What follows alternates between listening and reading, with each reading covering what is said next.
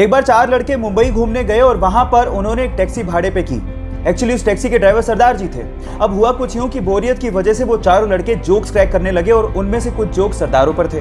जब भी वो सरदारों वाले जोक्स क्रैक करते, सरदार जी को बड़े ध्यान से देखते, लेकिन सरदार जी कोई रिएक्शन दे ही नहीं रहे थे। जब पूरा दिन खत्म हो गया तो उतरते वक्त उन चारों लड़कों ने सरदार जी को कहा कि हमने सरदारों पर इतने जोक्स क्रैक किए, आपको बुरा क्यों नहीं लगा? तो उन्होंने तब भी कोई जवाब नहीं दिया और 100 रुपए देते हुए कहा कि अगर तुम्हें पूरी मुंबई में कोई सरदार भिखारी मिल जाए तो उसे मेरी तरफ से 100 रुपए दान कर देना।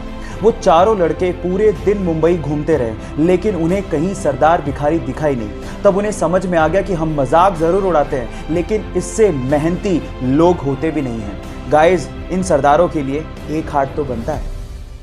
आप लोगों ने ज्यादातर होटल्स में ह्यूमंस को काम करते देखा होगा, लेकिन चाइना में दुनिया का इकलौता ऐसा होटल है जहां पर ह्यूमन एम्प्लॉय है ही नहीं। तो वहां काम कैसे होता है? वहां काम होता है रोबोट्स के द्वारा, छोटे से लेके बड़े काम तक, रिसेप्शन से लेके रसोई में खाना बनाने तक और उसे परोसने से लेके सफाई तक का काम रोबोट करते हैं। और इन सारे रोबोट्स को एक सेंट्रल कंप्यूटर कंट्रोल करता है। वहां पर रूम को खोलने के लिए फेस लॉकिंग सिस्टम लगा हुआ है। गाइस, इस पूरे होटल को चाइना की अलीबाबा कंपनी ने बनाया और इसका नाम है फ्लाइजू।